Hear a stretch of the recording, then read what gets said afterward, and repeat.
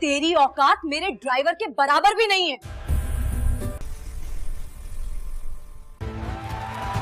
Vikram Asia की सबसे बड़ी कंपनी का मालिक है। वो नाम जिसके एक साइन की कीमत करोड़ों में थी। वो अपनी पहचान छुपाकर एक अमीर बाप की बिगड़ैल लड़की सोनिया से शादी कर लेता है। तेरी औकात मेरे ड्राइवर के बराबर भी नहीं है। सुबह पत्नी ने ये कहकर जिसे धक्के मारे थे, शाम को उसी के सामने दुनिया झुक गई। आखिर क्यों देश का सबसे बड़ा बिजनेसमैन अपनी ही पत्नी का नौकर बन गया? घर में पोछा लगाता रहा। सुबह के 8 बजे थे। वर्मा मेंशन के बड़े से हॉल में शोर गूंज रहा था। विक्रम, कहाँ मर गए तुम? मेरी कॉफी अभी तक क्यों नहीं आई? सोनिया की आवाज पूरे घर में फैल गई।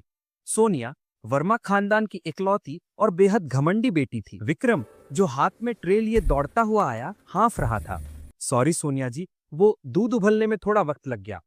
सोनिया ने गुस्से में कॉफी का कप उठाया और बिना पिए वापस ट्रे में पटक दिया। गरम कॉफी की कुछ बूंदें विक्रम के हाथ पर गिरी, पर उसने उफ तप नहीं की। बहाने मत बनाओ, तुम्हें मैंने शादी करके एहसान किया है, समझे? वरना तुम्हारी औकात तो मेरे ड्राइवर के बराबर भी नहीं है, सोनिया ने नाक सिकोड़ते हुए कहा। विक्रम ने शांति से सर झुकाया। माफ कीजिए, मैं अगली बार ध्यान रखूंगा। विक्रम का चेहरा शांत था, लेकिन उसकी आंखों में एक ऐसी चमक थी जिसे किसी ने नोटिस नहीं किया। कोई नहीं जानता था कि यह साधारण सा दिखने वाला घर जमाई विक्रम असल में वीर सिंघानिया है, देश का सबसे बड़ा सॉफ्टवेयर टाइकून जिसका कारोबार 50 देशों में फैला हुआ है। वीर ने ये शादी सिर्फ अपने दादाजी की आखिरी ख्वाहिश पूरी करने के लिए की थी, जो चाहते थे कि वीर एक ऐसी लड़की ढूंढे जो उसके पैसों से नहीं, उसकी सादगी से प्यार करे। लेकिन पिछले 6 महीनों में वीर को प्यार के बदले सिर्फ जिल्लत ही मिली थी। तभी सोनिया के पिता मिस्टर वर्मा खुशी से चिल्लाते हुए हॉल में आए। सोनिया, सुनो, हमें इनविटेशन मिल गया। कैसा इनविटेशन डैड? मिस्टर वर्मा ने एक सोने पर पानी चढ़ा हुआ कार्ड दिखाते हुए कहा, सिंघानिया ग्रुप की सिल्वर जुबली पार्टी का। सुना है वीर सिंघानिया खुद वहां आने वाला है। अगर हमारी डील उनके साथ हो गई तो हमारा डूबता हुआ बिजनेस बच जाएगा। सोनिया की आंखें चमक उठी। वाओ डैड, वीर सिंघानिया, मैंने सुना है वो बहुत हैंडसम और अमीर है। हमें वहाँ जरूर जाना चाहिए। कम से कम मैं देख तो सकूं कि असली क्लास क्या होती है, ना कि इस विक्रम जैसी थर्ड क्लास। सोनिया ने विक्रम की तरफ घृणा से देखा और कहा, सुन, हम आज शाम पार्टी में जा रहे हैं, तू घर पर रहेगा। गार्डन की सफाई करेगा। मेरे दोस्तों के आने से पहले सब कुछ साफ होना चाहिए, विक्रम ने धीरे से कहा। लेकिन डैड, मुझे भी। चुप! मिस्टर वर्मा ने उसे डांट दिया। तू वहां जाकर क्या करेगा? वहां बड़े लोग आते हैं। तेरा वहां होना हमारी बेइज्जती होगी। तू यहीं रहेगा। विक्रम ने मन ही मन मुस्कुराते हुए सोचा, शायद बेइज्जती तो आज रात किसी और की होने वाली है मिस्टर वर्मा। उसने ऊपर देखा और कहा, ठीक है, मैं नहीं जाऊंगा, पर याद रखिएगा, वक्त बदलते देर नहीं लगती। वक्त उनका बदलता है जिनके पास किस्मत होती है। तेरे पास तो फूटी किस्मत है। शाम हुई। वर्मा परिवार अपनी सबसे महंगी गाड़ी में बैठकर रॉयल ग्रैंड होटल के लिए निकला। उन्हें बिल्कुल अंदाजा नहीं था कि जिस इंसान को वो घर पर झाड़ू लगाने के लिए छोड़ आए हैं, आज रात की पूरी महफिल उसी के नाम होने वाली है। जैसे ही उनकी गाड़ी गेट से बाहर निकली, विक्रम के पुराने फोन पर एक कॉल आया। सर, हेलीकॉप्टर तैयार है, आपकी एंट्री का इंतजार हो रहा है। दूसरी तरफ से पीए की आवाज आई। विक्रम ने अपने मैले कपड़े झाड़े, चश्मा उतारा और एक गहरी सांस ली। गाड़ी निकालो, विक्रम ने अपने असली रौबदार लहजे में कहा। आज रात वर्मा फैमिली को उनकी असली जगह दिखाने का वक्त आ गया है। विक्रम के चेहरे के भाव पूरी तरह बदल गए। वो डरा सहमा घर जमाई नहीं लग रहा था। घर के पीछे वाले बगीचे में एक तेज हवा का झोंका आया और आसमान में एक हेलीकॉप्टर की गड़गड़ाहट सुनाई दी। हेलीकॉप्टर सीधा वर्मा हाउस के बड़े लॉन में उतरा। उसमें से काला चश्मा पहने एक आदमी बाहर आया। वो वीर का पर्सनल असिस्टेंट आनंद था। आनंद दौड़कर विक्रम के पास आया और सर झुकाकर बोला, सर, सब तैयार है। आपकी ड्रेस और गाड़ी होटल के वीआईपी सूट में है, हमें निकलना होगा। विक्रम ने अपने हाथ में पकड़ा हुआ झाड़ू नीचे फेंक दिया। उसने ठंडी मुस्कान के साथ कहा, चलो आनंद, आज रात एक तमाशा होने वाला है।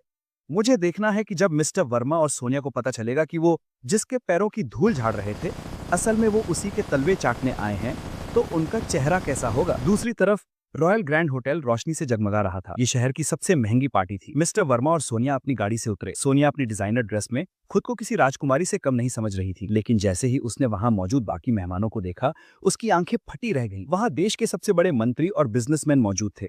मिस्टर वर्मा ने घबराते हुए कहा, सोनिया, यहाँ तो बहुत बड़े लोग हैं, क्या हमें वीर सिंघानिया से मिलने का मौका मिलेगा? सोनिया ने अपने बाल ठीक करते हुए कहा, डैड, आप चिंता मत कीजिए, मेरी खूबसूरती की आगे कोई नहीं टिकता। वीर सिंघानिया मुझे देखेंगे तो देखते ही रह जाएंगे।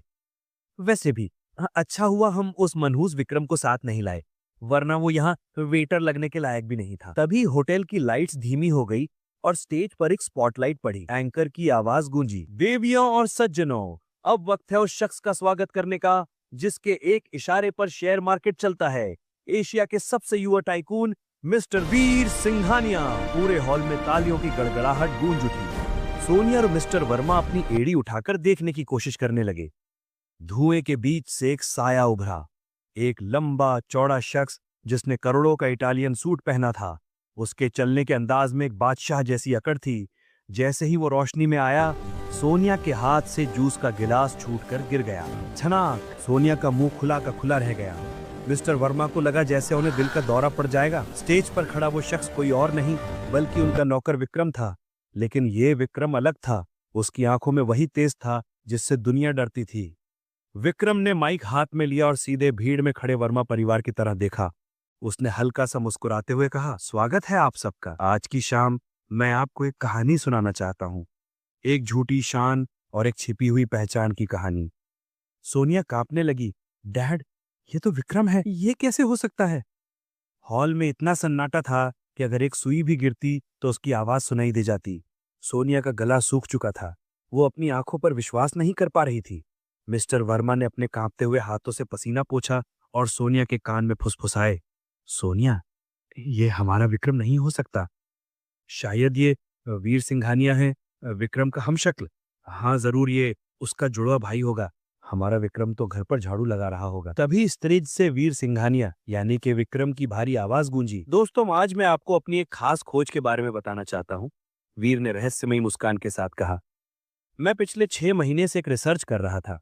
मैं ये देखना चाहता था कि आज की दुनिया में कोई ऐसा है जो इंसान से प्यार करे, उसके बैंक बैलेंस से नहीं। वीर स्टेज की सीढ़ियों से धीरे धीरे नीचे उतरा। भीड़ अपने आप उसके रास्ते से हट गई, जैसे बादशाह के लिए रास्ता बना रही हो। वो सीधा वहां आके रुका जहां सोनिया और मिस्टर वर्मा खड़े थे। मिस्टर वर्मा की धड़कनें रुक गईं।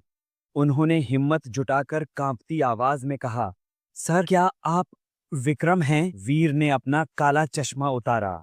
उसकी आंखों में वही ठंडक थी जो सुबह सोनिया ने देखी थी, लेकिन अब उस ठंडक में एक आग भी थी। वीर हंसा, लेकिन उस हंसी में कोई खुशी नहीं थी। मिस्टर वर्मा, सुबह तो आपने मुझे कहा था कि मेरी औकात आपके जूते साफ करने की भी नहीं है, और अब आप मुझे सर कह रहे हैं। सोनिया को ऐसा लगा जैसे किसी ने उसके गाल पर जोरदार तमाचा मारा हो। ये कोई हमशक्ल नहीं, ये विक्रम ही था। सोनिया ने हकलाते हुए कहा, विक्रम, तुम वीर सिंघानिया हो? तुमने हमसे झूठ बोला। वीर का चेहरा पत्थर जैसा सख्त हो गया। उसने अपनी जेब से एक रेशमी रुमाल निकाला और सोनिया की तरफ बढ़ाया। आंसू पोंछ लो मिसेस वर्मा, ये ड्रामा अब बंद करो। झूठ मैंने नहीं, तुमने जिया है। तुमने एक पति से नहीं, एक एटीएम मशीन से शादी करने का सपना देखा था। अफसोस, तुम्हें सिर्फ मशीन मिली, उसका पासवर्ड नहीं। मिस्टर वर्मा तुरंत वीर के पैरों में गिरने की कोशिश करने लगे।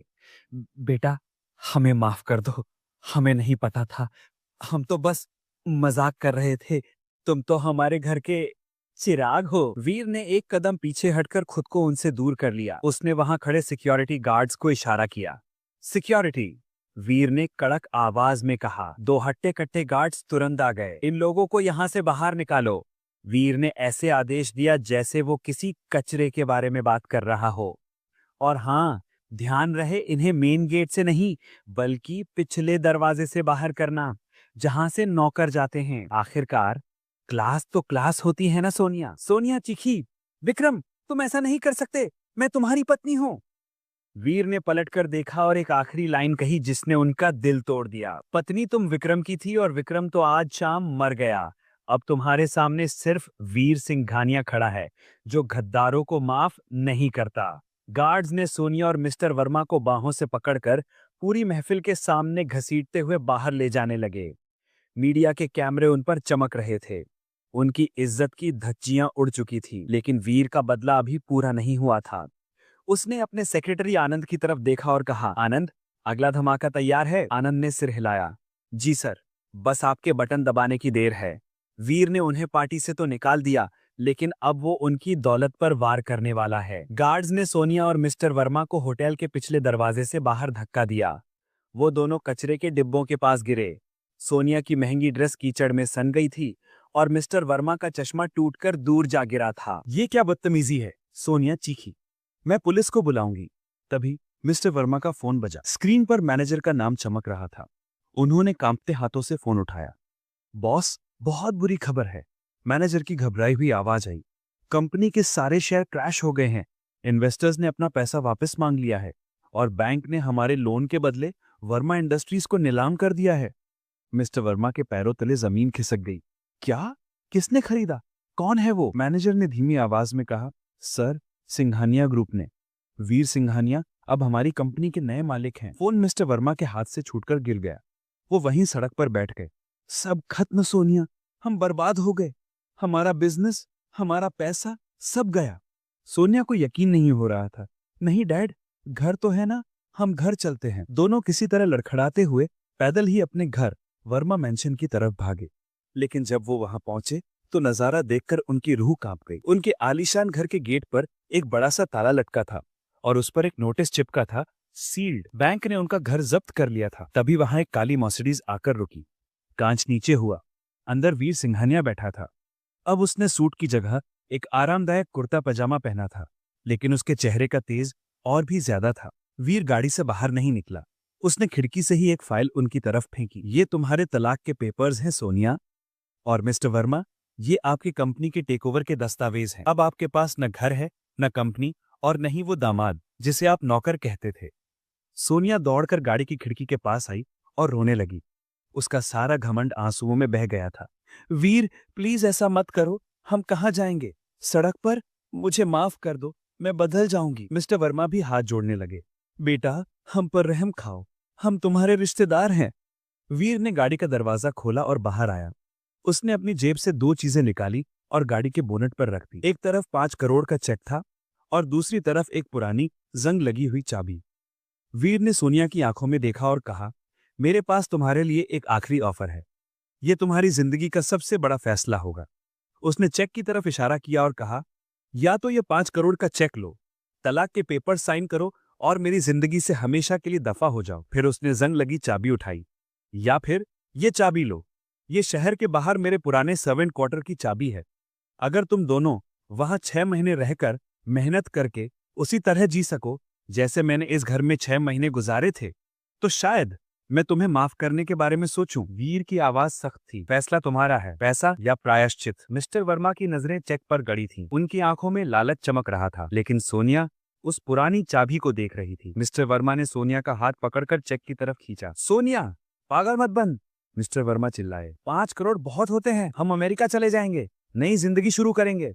इस चाबी का क्या करेगी? झाड़ू पोछा लगाएगी? सोनिया ने अपने पिता का हाथ झटक दिया। उसकी आंखों से आंसू बारिश की तरह बह रहे थे। उसने एक पल के लिए वीर की तरफ देखा। वो वीर जिसे उसने इतना सताया था, फिर भी उसने उसे सुधरने का एक मौका दिया। सोनिया का हाथ चेक की तरफ बढ़ा, लेकिन चेक को छूने के बजाय उसने जंग लगी चाबी को अपनी मुट्ठी में भींच लिया। क्या? मिस्टर वर्मा के पैरों तले जमीन खिसक गई। तूने 5 करोड़ ठुकरा दिए, सोनिया ने सिसकते हुए कहा।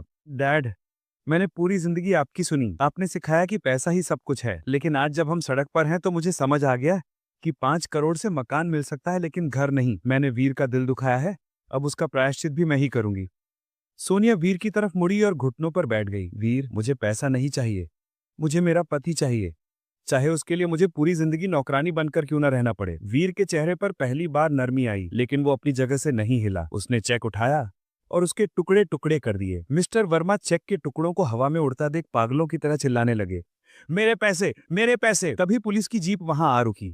वीर ने पहले ही पुराने फ्रॉड केस में मिस्टर वर्मा की रिपोर्ट कर दी थी। पुलिस मिस्टर वर्मा को पकड़कर ले गई और वो अपनी ही बेटी को कोसते रह गए। 6 महीने बाद शहर से दूर वीर के पुराने फार्म हाउस के सर्वेंट क्वार्टर में एक महिला बगीचे में पौधों को पानी दे रही थी। उसने साधारण सूती साड़ी पहनी थी, हाथों में मिट्टी लगी थी और माथे पर पसीना था। ये सोनिया थी। पिछले 6 महीनों में सोनिया ने वो हर काम किया जो कभी उसने विक्रम यानी वीर से करवाया था। उसने अपनी मेहनत से उस टूटे हुए क्वार्टर को एक छोटे से खूबसूरत घर में बदल दिया था।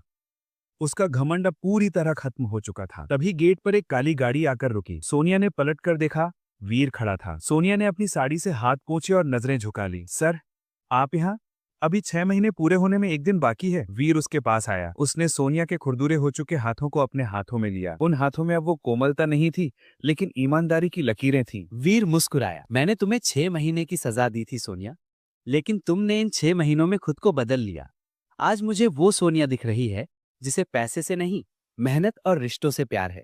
सोनिया रो पड़ी और वीर के गले लग गई। मुझे माफ कर दो वीर। वीर ने उसके आंसू पोंछे और अपनी जेब से एक नई सोने की चाबी निकाली। ये उस पुराने क्वार्टर की चाबी नहीं है सोनिया, ये हमारे नए घर की चाबी है। चलो घर चले मिसेस वीर सिंघानिया। सोनिया ने आंसुओं के बीच मुस्कुराते हुए चाबी थाम ली। उसे अपना खोया हुआ सम्मान और प्यार दोनों वापस मिल गए थे। दोस्तों, दुनिया दौलत देखती है, लेकिन वीर ने नीयत देखी। अगर आप वीर की जगह होते तो क्या दूसरा मौका देते? कमेंट में यस या नो लिखकर जरूर बताएं।